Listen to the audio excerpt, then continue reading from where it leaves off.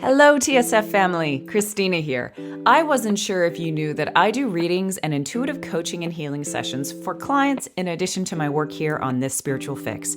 Some of my clients come to me directly after hearing about the shadow work on the podcast because they want to take their self-discovery to a deeper level. And we cover anything from past lives to information from your guides to impromptu shadow clearing and meditations right there in the session. Right now, I am offering a special 20% discount on any reading now through the end of March 2023 in honor of my 40th birthday. You can find me at www.kriswiltsey.com. That's KRISWILTSEE.com and use the code TSFFamily for your discount at checkout. Thanks, y'all. Hello, Anna. Hey, Kristina. How's it going? It's good. How are you? I'm good. We're in person for people who don't understand that. Yes, we're in person. One of the things that we are also in is spring. Oh, yeah. It just started spring. So that leads me to my newfound hobby of love, gardening, which is interesting because I've always considered myself to have a black thumb or a brown thumb. Because I gave myself a trauma because I had a beautiful plant that I loved in college. And I went to college in Iowa, and I went outside to transport it to someone's house to take care of it for me when I went out of town for winter break. And I took like 2 steps outside, and it was freezing cold, and it just shattered into thousands of pieces because it got so cold. And it just like crumbled like glass. And I felt so bad. Mother wound stuff. I just felt like horrible about it. So I took this unconscious vow never to be in charge of plants again because I didn't want to do what I did, that I made a stupid mistake. But I finally got over that, and I started gardening again. And I feel like that topic ties in really well with our series on place, because did you know that the natural frequency of a human who is standing is about 7.5 hertz, and when we're sitting down, it's about 4 to 6 hertz? Okay. Did you know that plants have a vibration of 20 to 100. Okay. And flowers have a vibration of 300 hertz. And the red rose has the highest vibrational frequency of any living thing that we know of, and that is 320 hertz. Wow. So by gardening, specifically planting flowers, you are raising the vibration of your place. Nice. Isn't that beautiful? That is beautiful. Yeah. That's so interesting, too, given the connotation of the rose. Like, you see the rose everywhere. Kind of makes you think that maybe it is like an alien thing that was like, yo, we're just going to drop this little alien high-frequency thing in, and yeah. Well, a lot of people who've claimed to have seen, like, the Virgin Mary or visions of, the Mary say it's accompanied by the smell of roses, which I think is really cool. That's beautiful.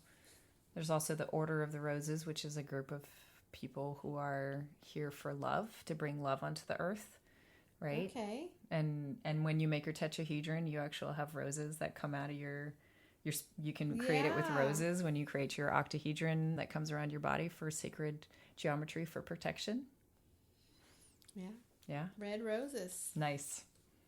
How has gardening felt for you? Oh, I love it. It just feels grounding, like we talked about last episode. It's grounding. I can get lost in there all weekend. Like, I can just spend like 5 hours go by and I don't even notice. It's just like a great excuse to be outdoors. It's a great idea. It's just a great excuse to be touching high frequency things. Yes. And it's bonding with my kids too. They enjoy it. And like, I put my husband to task. My husband doesn't really like to get his hands dirty. He's kind of like a professional dude, and I'll be like, come dig this hole for me or whatever. And he's like, that was actually really fun. That was actually really grounding. I'm like, yeah. It helps a lot. Digging a hole is my husband and I have a lot of analogies about how the vast majority of all the world is just moving dirt from one place to another because we have it in our physical reality a lot. But digging holes is it's an interesting and different experience. So that's cool. Yeah. That's cool. What has been your favorite part? Because you started in like late fall last year, right? So you haven't even had a full spring in your gardening. Had a full spring. Well, by a crazy set of circumstances, I now have 11 peony plants in my house. So not this spring necessarily, but next spring I'm going to have like 200 peony blooms. That's going to be amazing. But I will say so far my greatest gardening moment was we went to this beautiful pick your own garden at Julep Farms. Yeah. And some of the flowers, when they came home with us, died. And I sprinkled their seeds in my garden just to see what would happen. And a bunch of flowers grew from that. And I just remember looking at this beautiful flower being like, I would have thrown this in the trash. Like I would have thrown these seeds in the trash if I hadn't known. And instead I've helped facilitate this beautiful life. And it was just like, just this beautiful cosmo growing, or many of them actually. And it was just, I don't know, it was just like so touching to me that like I'd been a part of this exchange of life. And then I had these beautiful flowers and I decorated my house with them. Probably that was cruel, cutting them off, but I don't know. It's like I wanted to spread the frequency. So one of the things that they teach in one of my favorite books, which is The Secret Life of Plants, is they teach that the way to counteract cutting is to say thank you. Is to say thank you. Yeah, and I always say thank you. Yeah. Sometimes I teach my kids to ask as well, because sometimes you find that they don't. I remember I once heard this story of a woman who, it was really fascinating because she had just started talking to trees. Right. And so when she was talking to trees, she found that when she went to this park was the first place that she had ever talked to trees. Right. And so when she was in this park, like the trees were just like, we love you. Come sit under my shade. And they were like the nicest trees that you could ever imagine. They just had this like totally beautiful feeling about them. And they were so welcoming. And then she went and tried to do the same thing to her trees at home. I saw that. Yeah. You saw that, right? Sent it to me. I think I sent it to you. She went to try and do the same thing to her trees at home, and they were like, bitch, go away. The trees in her yard were not nearly as nice or willing to share and communicate as the ones in the park were. And she investigated it further and she asked, and they were basically just like, we saw all our brothers and sisters, we saw the extension of us killed in order for your house to be built. And so, whereas the ones in the park were like, they were safe, right? Like they, Do you think that's an extension of her consciousness? Because the trees in my yard love me. I don't know. I think that maybe it could be, but I think at the same time, when we get into the subtleness of it, like everything is love, everything loves you, and they probably do love you. I definitely get like I have the split red oak in the front of my yard, and I'm pretty sure it's some sort of fae portal. I don't know if I've ever told you that, but I get a really mixed feeling about it. Like I get underneath that it loves me, but I also get that there's a lot of other things that go along with it. Oh wow. So it's an interesting thing. Anne and I got a bunch of plants, plugs, right? Little baby seedlings that have been grown in a greenhouse that she's come here excited. For. Though I got them yesterday, and it's spring. Spring has sprung here, and it's the 24th of March. So cool. So that is gardening. And we are going to be talking about today another kind of impact that a place has on you, which is something that I call the medicine of place. This is one of those weird things that I call it the medicine of place because a couple of years ago, probably 5 or 6 years ago now, when I was living in Atlanta, and I've moved around a lot to a lot of like different countries and cities and all these different things. And I started to recognize that we have an interaction with a place, and different places affect us in different ways. Mm-hmm. And so I started when I was working with my clients, I was trying to verbalize this, and what came out was this concept called the medicine of place. So this is a unique terminology.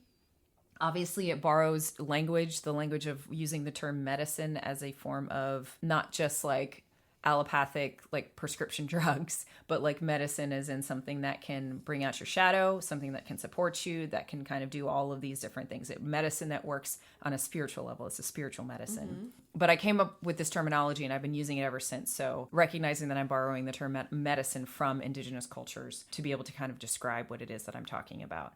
So the medicine of place in a nutshell is that places present in the same way that people present opportunities. They have tuning forks inside of them, right? In the same way that we've talked about this before, that people have tuning forks. And when you're coupled or close to certain people, certain lessons choose to come out of you, right? Because your tuning forks start to resonate in a certain way. The same thing happens with places. right? I heard you know why it is? Why? Because of your astrological chart, where you were and where you were born, your longitude and latitude. It's like when you go to different places, it's the best place for you because of your particular chart, or like some places are good for you and bad for you based on your chart. That's really interesting. Okay, so we'll pull Anyways, that into just what are the possible ideas. But the idea is that what we talked about in the last episode was this idea of biofields, right? That we have biofields, that we have electromagnetic fields that are mostly generated by our own hearts, but they're also contributed to, like they basically contribute to and interact with the overall field that is on the earth. And depending on where you are on the earth, that field feels a lot different. And so what will happen is that, like, it's very much like a magnet in the sense of like something can feel like it's contained. Like imagine you were in a magnetic force field, right? And all of the magnets were like in opposition to you. You guys know what it feels like when you're trying to put two magnets together that don't want to touch. All those magnets, it kind of keeps you contained. And then imagine like if you had a whole bunch of magnets that were keeping you contained, one of them flipping and all of a sudden like attracting a part out of you, right? So it's like, you know what I mean? Like attracting, like pulling out a lesson about injustice, like an injustice wound, for instance. And all of a sudden you're just like, oh my God, I'm in this town and I feel so much injustice because maybe I'm reading signs, like maybe mentally I'm being stimulated because I'm reading signs that talk about a massacre that happened here in the past. Or maybe I'm feeling a lot of injustice because every single interaction that I'm having with store people in this town is they're trying to cheat me, or, you know, whatever it is. Like you'll go to these different places and these different lessons will like shoot out of you, right? So we're going to talk about a couple of the things that contribute to the medicine of a place and how it chooses to kind of interact with us, because it is very specific. To your point, Anna, about astrology, it's very, very specific to you and your electromagnetic configuration, your configuration of bodies, like how you show up on the world is very, very specific to how you will interact with a place and the medicine that it. So the first thing that we're going to talk about is we're going to talk about like greater history of an area. The next is we're going to talk about personal history of an area and how that can contribute to your medicine. And then we're going to talk about specific types of earth energies that can contribute to making you feel like you want to stay in a place or you don't want to stay in a place. And then, you know, kind of talk about in the end about how it interacts with how we can work with the medicine of a place and the way that it interacts with us, especially if we're in a place where we can't necessarily choose if we stay there or not, because not everybody has the privilege of like moving towns or cities or countries. Right. Okay. So the first thing we're going to talk about is the greater history. The greater history, we can kind of summarize a lot of the greater history as kind of what Anna was talking about in the sacred places. But what I would say the greater history is like the cultural history of an area. So I talked about in the end of the last episode about the Ocmulgee Treaty that happened very close to where I live right now, and kind of that level of medicine that sits in this place. One of the other things that sits in this place is what was at one point the largest mental institute in the entire world. I heard about it's that. not even a mile away from me. Yes. It's across the river. It's called Central State Hospital. And anybody in the boomer generation was threatened to come to Milledgeville if they misbehaved, because it was a mental institute and you could just send people to Milledgeville. And that was like... Yeah, I told someone I was coming to your farm in Milledgeville. They go, when I was a kid, they used to threaten me that if I was behaving badly, that they were going to send me to Milledgeville. That's it, right? So the medicine of the greater history of this place is you have it being the epicenter of the breaking of the Ocmulgee Treaty, right? So you have basically a treaty that was created with the government. You had a thriving civilization here that was the Ocmulgee and the Muskogee. In Macon, which is about 45 minutes southwest of here, is the Ocmulgee Mounds, which is a national monument. And they're massive mounds that were basically a whole city complex that existed down there as one of the epicenters of the Ocmulgee tribes and kind of what's there. So Milledgeville in particular is an epicenter for breaking of the Ocmulgee Treaty, and it also sits on it. At one point, there were 26,000 people at Milledgeville Central State Hospital. 26,000 people. There's potter fields with untold number of people buried in them, and the entire thing was abandoned. It was shuttered. I think Jimmy Carter was one of the ones, like Rosalind Carter and Jimmy Carter were like one of the first ones that came down here in the 80s that kind of saw how bad the conditions were. Oh my gosh. And then they basically started a process of shuttering the thing for over a period of like 30 years. And then in 2011 or 12, they basically shuttered it, other than like 100 of the most like criminally insane who they could not release back into the public population. And then they released everybody off into Milledgeville. I was going to use Atlanta as the example because one of my dear friends and clients and I talk about the pain body of Atlanta, you know, using the Eckhart Tolle terminology of pain body, because there is so much history and pain in Atlanta in particular that when you go there, if you're sensitive to it, you can feel it.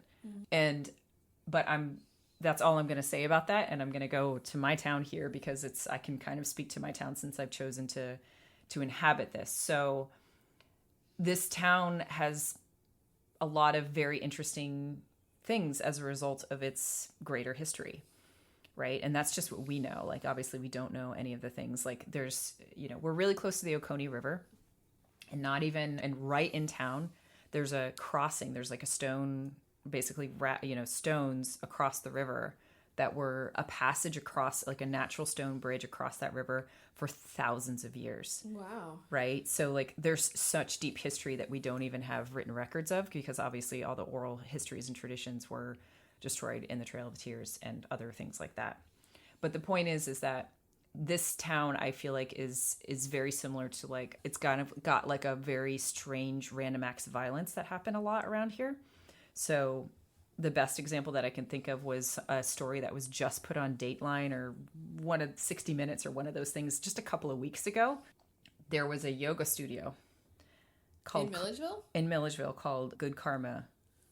And if you can believe it, the leader, the main yoga teacher, the one who owned it, was involved in a murder-suicide.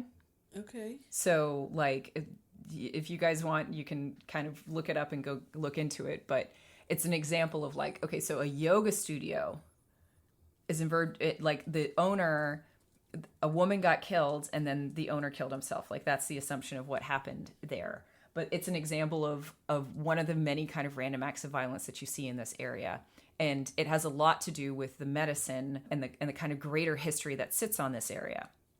When I am in this town, I feel an interaction with this town of my healing parts have come out more than you can ever imagine, right? And I've talked to Charles, our, you know, one of our teachers, about this a number of times, and he's like, you are specifically placed there because that's the place that you need to be. That's the way that he says it. He says that's the place that you need to be. At first I tried to, like, actively heal the land by myself. He was like, no. He's like, no. He's like, no. He's like, your presence is what is needed to be able to do that. You don't need to try and actively fight against something that is needing to work its way out of the land. All of the injustice, all of the kind of terrible things that happen, like, your job is not to try and, you know, you're not laundering the place, right? Your presence, like, laundry is like as if it's like a laundry and I have to, like, it's like a dirty fabric and I'm trying to clean it up, right? He's like, your presence and the activity that you will be inspired to do when you're there, that is not about cleaning up a place, is what's there. So what's happened since I've gotten here is, you know, the land that I'm on, which told me its name was Talumeria, you know, the land that I'm on is becoming a healing place, right? It's becoming a farm and retreat. And, you know, we're working on getting retreats here. So I've started doing in-person energy healing. I've had people come and do intensives here and do energy healing. And the land itself has allowed me to become a healer in a way that I don't think I ever would have become in Atlanta. Not to mention, obviously, it's a beautiful space and there's a lot of trees and there's a lot of wilderness, so it, like, naturally lends itself to that. But the medicine of this place has helped me to become a healer because it's a place that's calling for healing, right? Mm-hmm. And it makes it so that you can do that. So the idea is that the sacredness of a place can lend itself to giving you different lessons. And so one of the ways that, you know, we're going to talk more about kind of like what you do with that and how you can actually move as you work with the medicine of your own place. But I kind of wanted to give those as examples. So, you know, living really close to sacred sites, living really close to places that, you know, large bodies of water, things like that, things that conduct in the land, which we're going to talk about a little bit more, but, like, can all lend to giving you a different energy that pulls, like, that can, like, contribute to your overall energy. Okay, so the next thing we're going to talk about is personal history. And Anna, I'm going to ask you a very personal question. Okay. Well, not very personal. How do you feel when you go back home in your body? When I go back to New Mexico, Yeah. I feel grounded. What else do you feel? Hungry. They have really good food out there. Just kidding. I feel grounded and happy and peaceful. Yeah. How easy is it for you to become grounded and happy and peaceful in Atlanta? I have to work at it. Yeah. Right? It's Is it because of the pain bodies here? Or is it because I'm a mom here? I mean, I'm a mom there too, but I don't know how to explain it. So that's what we're getting to. We're getting to personal history with this space, right? So there are a lot of things that can contribute to the way that we feel when we go back home. Obviously, some of them are the people and the interactions that we have. For some of those, they're more difficult, right? But the personal history that you in your own life have contributed to a place, and like that things that happen in that place all contribute to the medicine and how the medicine acts with you, right? So I'll give you an example of when I was having a really, really difficult time postpartum with my daughter. My daughter was 2 months old. It was the end of February, and she was born in the middle of December. And I just said, I need to go home. And I meant Atlanta, even though I was living in Indiana at the time. I was living off-grid in Indiana. And it was an incredibly difficult flight because she was crying the entire time. Like, it was so, so difficult. And my husband wasn't coming because he doesn't ever come. He's not a traveler in that way. And I think he had to work. My husband wasn't coming. There was like a whole bunch of stuff going on. But I remember in February, late February in Atlanta, like it's like coming on to spring. Like there's a feeling of spring in the air. And in that year in particular, there was a feeling of spring in the air. And I cannot tell you how incredible it felt to be in that space again, right? How incredible it felt to feel the air, to feel like I just felt so safe. I had so much trauma that's gone in Atlanta, but I was so deeply traumatized by the experience of motherhood and being in Atlanta and feeling isolated that when I went back to Atlanta, it was like Indiana, yes. I felt so traumatized when I went to Indiana that when I came back to Atlanta, I was just like, oh my God. I just took this huge deep breath out, right? I took this huge deep breath out. I was just like, oh my God. And I still had to do all the same thing. I still had to be a mother, right? I still had a 2-month-old baby who couldn't feed correctly and had all this different stuff. And I still had to do it basically by myself with a little bit of help. But it was me single parenting this time. I didn't even have my husband to help. But being at home was like being in a cradle myself because I was born in Atlanta. I was raised in Atlanta. Whatever it was about that space was enough to calm my nervous system down so that I could actually go. There's another thing too with cities that I wanted to show y'all. This is kind of goes with the greater history or not, but they did a study once that showed that every city has a heartbeat, and you can usually measure that heartbeat by the pace of the walkers in that city. Yeah. So, Who said this? This is I was trying to find it exactly. It was on either Radiolab or This American Life, so I apologize. It was on one of those two podcasts a long time ago, but it was a whole thing. They would basically go and they would measure the heartbeat. They would measure the pace of how people walked, and then they would correlate that and see that everybody was basically walking in the same sort of cadence, and therefore they kind of derived a heartbeat from those different ones. And so they would play, I'm pretty sure it was Radiolab because of the way that they would play back the heartbeat of all these different cities and how fast the walkers were walking and how fast the things like that. And that's what I felt when I came back to Atlanta, was that whatever was going on in Indiana, I felt like all of a sudden I was in the right heartbeat again, right? And my heart could beat in a different way when I came back home. Oh, wow. So yeah, what is so for you, Anna, when you go back to New Mexico, do you often go to the places, because your parents live in the town you grew up in still, right? Same house I was pretty much raised in, yeah. Yeah. So do you ever come across shadow, or for you, is it mostly because you're there so infrequently, it's almost all just good, comforting experiences? It's pretty much all good, comforting. I'm trying to think, yeah. Yeah. Why did you move? Sorry. One of the questions is why did you move, and the other one is why haven't you moved back? Particular reasons. I moved because they didn't offer a doctoral program at that time in my state. And I decided to move it somewhere warm because after going to undergrad in Iowa, I was like, I have to do grad school somewhere warm. I can't do those Iowa winters. Yeah. So I came to Atlanta for Emory, and then we haven't moved back because my husband's business and stepdaughter are here. So, yeah, I'd like to move back, and I brought it up a lot, but my husband isn't convinced that the education system there is as good as in Atlanta. But I think it is. It's just going to be different. Yeah. Yeah. So do you have a dream of retiring back to New Mexico? Yes. Yeah. I want to live in Mesilla. I want to get a horse. I want to have yeah. Yeah. And what do you imagine when you go into that space? Like when you go into the space of going back home? Again, grounded, just grounded. Peaceful. Easier? Does it feel easier? Oh, yeah. Yeah. Let me explain something about New Mexico, for example. In New Mexico, every single restaurant, with very few exceptions, is a drive-through. It's extremely family friendly. I can't even explain. If you want to order pizza, there's a drive up window for pizza. In Atlanta, you have to get out of your car for everything. You know how hard that is when I had 2 babies or 2 kids in diapers or 2 kids in car seats? That anytime I wanted to go anywhere, I had to take them both out. Everything there has a drive-by, and I don't know. It's just so easy and convenient and beautiful, beautiful, beautiful. What is the biggest town what's the biggest city? Is it Atlanta, or is it somewhere in Argentina, or that I've been in? Biggest city? That you've lived in for more than 3 months at a time? More than 3 months. New York. Yeah. When did you live in New York? Well, I did a 3-month rotation there for school. Okay.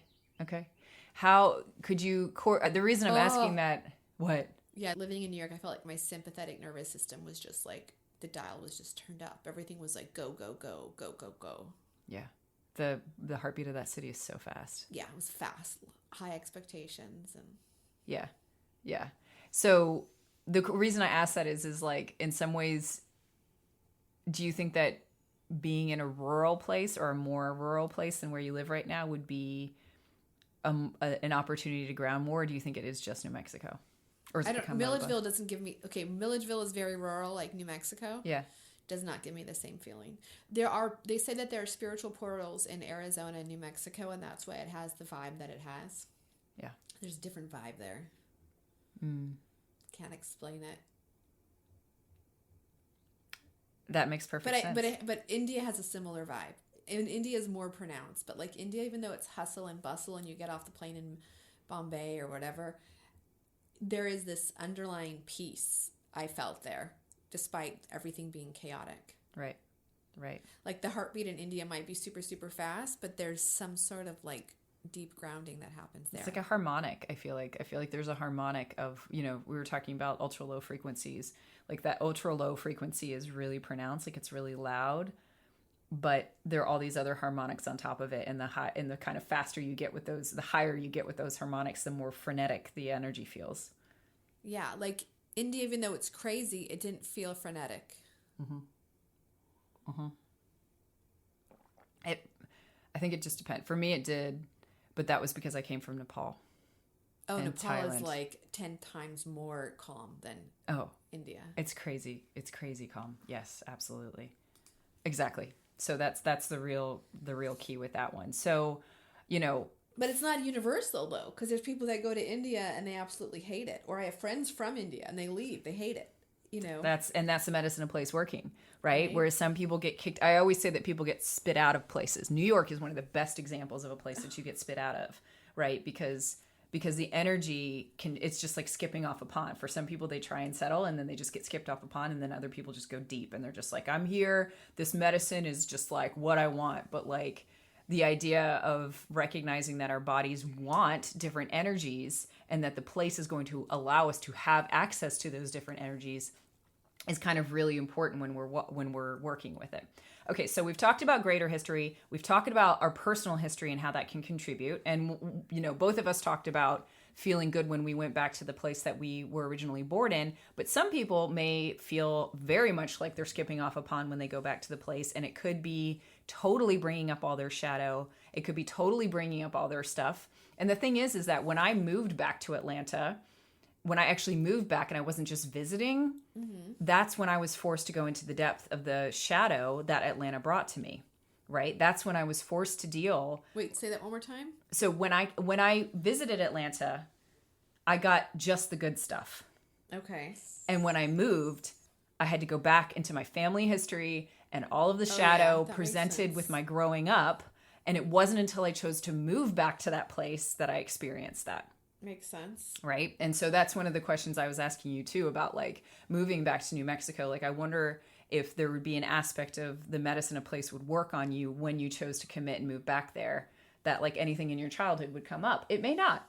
It may not. It definitely did for me. Right. When I chose to kind of move back and spend and dedicate time there and like actually actively make that move. Okay. So next we're going to talk about earth energies and how they can contribute to making us feel comfortable in a space or making us feel like interacting with our bodies. So Anna talked about sacred spaces, in particular, a couple of ones that were specific examples in which, you know, and we've talked about portals and vortexes. One of the things that we can find is that, like, for instance, we were just talking about India, and I don't know where I actually heard this. And can you validate this for me if you've heard this too? That I've heard that your karma amplifies twice as strong when you go into the Himalayas as it does almost anywhere else on the earth. I've not heard it, but maybe. I don't know. The funny thing is I heard that just before I went to India, Well, and then I definitely felt like that when I was there. Well, we definitely got in a motorcycle accident in the Himalayas, which forced us to go do Vipassana 10-day course. Yeah. Right. So it's a more dramatic thing. I got sick a lot in India. And then when I felt things like twice as strongly as I ever did before. But, you know, they're like, for instance, what I'm kind of talking about is that like the sacredness of a space can contribute to the way that you feel in different ways. So for instance, the sacredness of a space can contribute to its medicine. So there are a lot of kind of varying different things if you look at different sources as to what represents what chakra. The idea is that in the same way that a human body has chakras, so too does the earth. So this is the list of the considered chakras in the world in terms of the energies that are at play. Present? At present. Okay. Mount Shasta is considered the root chakra, which is in California. The sacral is Lake Titicaca, which is in Peru and Bolivia.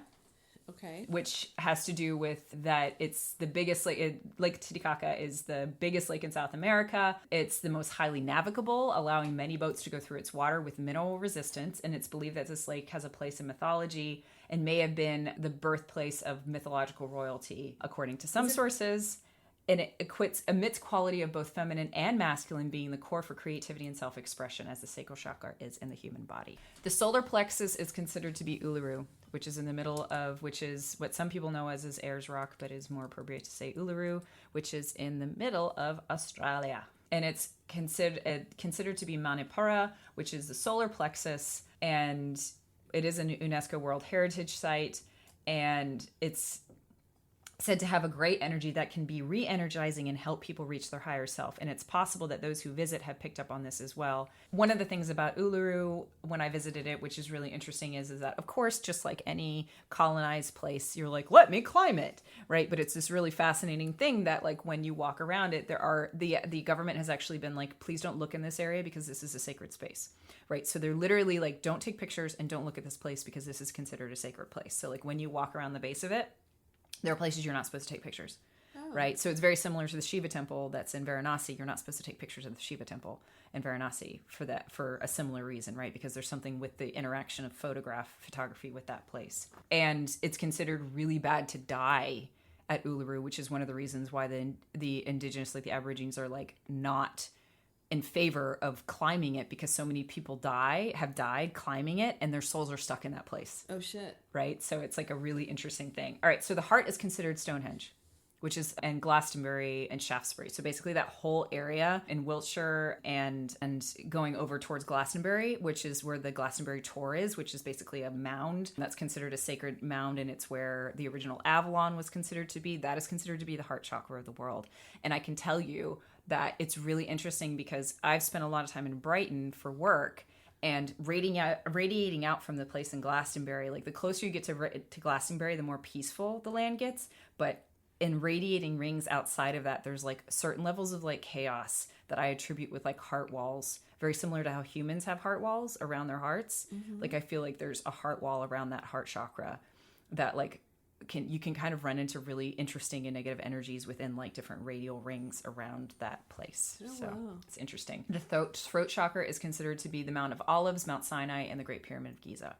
Right. So that whole area is considered to be representative of communication. And it was built, obviously, the Great Pyramid of Giza was built with lunar and solar alignments in line, a lot of celestial alignment. And so the idea is that it's responsible for speaking one's truth. And it's believed that these regions enhance and embody that idea of like speaking your own truth. Where is this coming from, all this information? This is coming from thetravel.com, but these align with all the kind of in geomancy, which is like the study of the earth and its energies. Because I was listening to Spirit Science, and it said that the Kundalini used to be in Atlantis, but then there was polar shift, and so now the Kundalini is in Tibet. Interesting. So the Kundalini sits in Tibet. Let me see if it's in here, because I feel like I've heard too that, is it Shankara? The name of the Tibetan holy place. Oh, Shangri-La. Mm-hmm. It says it's a fictional account of the legendary Tibetan paradise Shambhala. So Shangri-La is actually Shambhala, which is supposed to be like a holy land that only certain people can go to. Anyway, okay, so the third eye is floating. According to this website, it's floating depending on the eon. So there's no fixed location for it during this eon, which happens every 2,160 years. It's said to also be at Stonehenge, but it may be maybe it's in Shambhala in Tibet or something like that. It may be moving around. The crown is considered to be Mount Kailash, which is in Tibet. So Mount Kailash is in Tibet, and it's considered that Shambhala, which is the sacred mythological place that only certain people can go, and that like the masters are known to reside in, is at the base of that mountain somehow. And that mountain is so sacred that you like literally cannot go anywhere near it. Oh, wow. But that's Mount Kailash that's in Tibet. So those are kind of some of the examples of what we're talking about when we're talking about the sacredness of a place acting on you. So like if you're in the throat chakra or you're in the heart chakra, you may feel that energy interacting with you in a certain specific kind of way. Other things that contribute are very kind of more tangible, I guess you could call it tangible.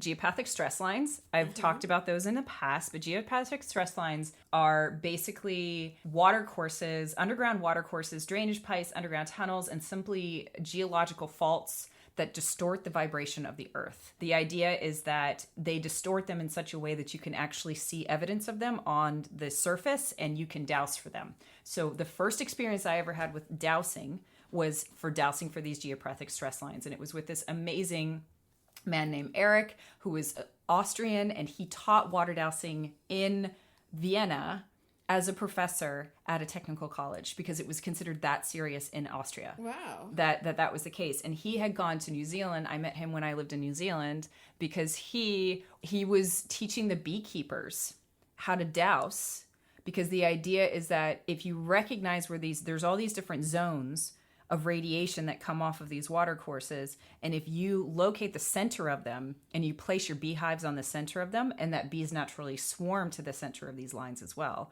right? Oh, really? Yeah, that when you locate a hive in the middle of these water courses, they produce twice the amount of honey and they're resistant to varroa mite, right? So that you don't need to actually give them antibiotics and you don't need to do things like that.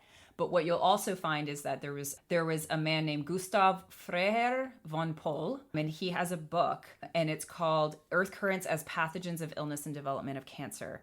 Because basically, there was this town called Philipsburg in Germany, and he doused every single line in this town, right? So he looked for all these geopathic stress lines, and he basically overlaid a map of the town with these geopathic stress lines. This is a story that Eric told me, and then I found the source for it in Germany. Thinking about how I would have been one of the people eating my bratwurst at a cafe, being like, "Who the hell is this guy walking around dousing everything?" It was amazing. When I went to Vienna, he took me around the whole town and showed me all the water courses and all the signs of him. It was incredible because in older towns you can see more evidence of it. But this guy basically went around and he doused the entire town, and then he overlaid on top of that all the cases of cancer, and every single person that slept on one of these lines.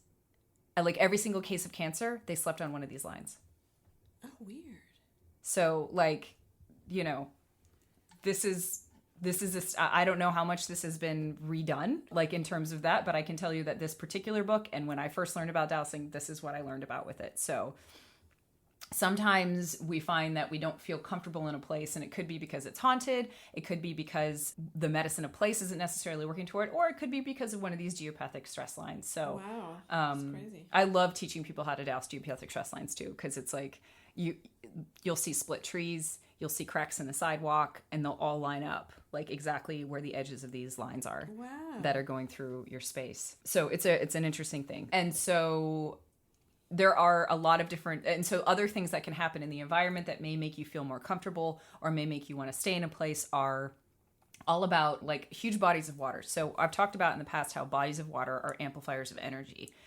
What we have found is that, or what I have found and what I've found working with my clients is that working and living near large bodies of water has a tendency to amplify their intuitive abilities. Okay. So that's one of those things that like, if you decide that you want to suddenly get up and go to the beach or to a place that has a giant river and you want to stay next to it, it could be because you're searching for a message or something that you need, and you need a body of water to help that amplify that in you.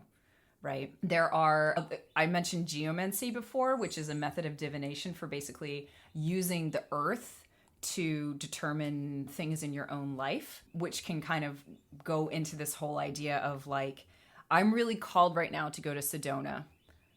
And then when I go to Sedona, I'm going to be looking for the signs that I'm looking for right now, right? Because I can't find them in my space. When I'm in my space, the medicine in that space does not lend to me being very intuitive right now. So I really want to go to a holy space or a sacred space because I feel like I have a message that isn't coming through right now, or I feel lost in my life. That's geomancy? Well, geomancy is the idea of using soil, rocks, sands, and things in your natural environment to be able to help read and divine things in your own life. Oh, right? Okay. Right. It's like tarot cards or something? It's using the earth as a tarot card deck. Basically, is what it is. That's a really good way of saying it. It was considered, I mean, it's definitely considered one of those forbidden arts from the Middle Ages and things along those lines.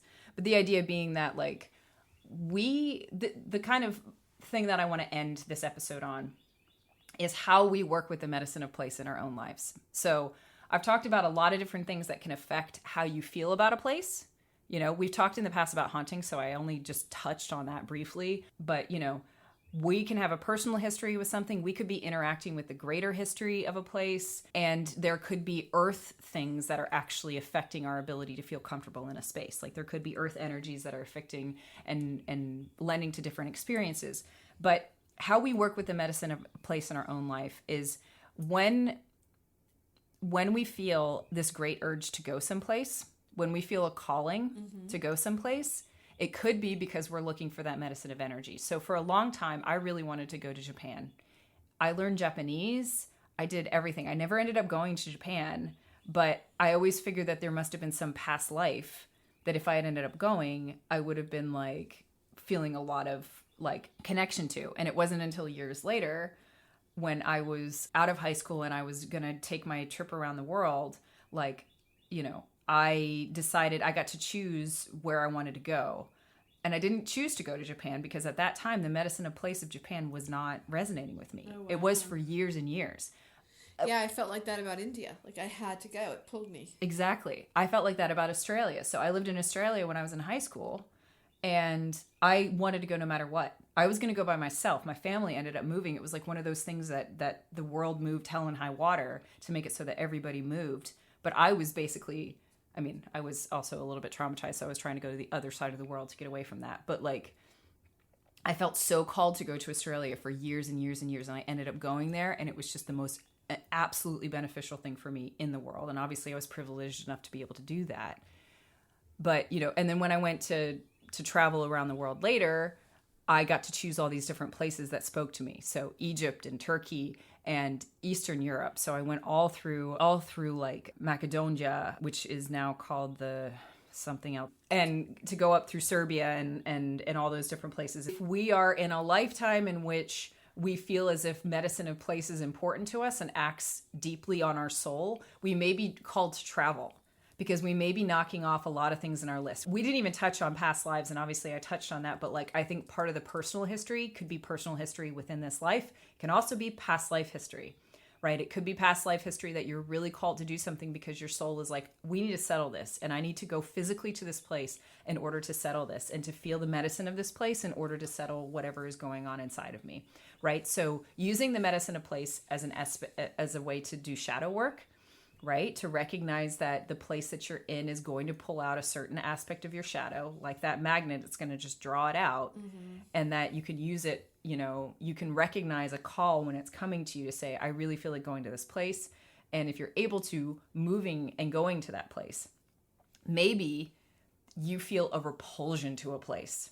Maybe you've been living in a town, and I know I could probably say my sister is a great example of this, and I don't think she'd mind me saying this, is that she lived in Atlanta for the vast majority of her life. She wasn't born in Atlanta, but she was like basically lived in Atlanta for the vast majority of her life. And she felt the need to leave, but circumstance and logistics and all those different things made it so that she couldn't leave for the longest time. It didn't make any sense for her to leave, right? And then finally, whatever led up karmically for her so that she was able to leave, and she moved to England, and she is such a different person, and she is so happy. She's like, it's just so, so different to like be in that different place. And being in a different place, not only if especially if you're going and you don't know anybody, you can reinvent yourself, but the place helps to reinvent you, right? The place helps you to express different aspects of your personality and different aspects of your light in a different way. I always, having done the thing where you move around because you just want a constant dopamine hit for a new place and like, oh, this is so adventurous and exciting, that can be good for a short time.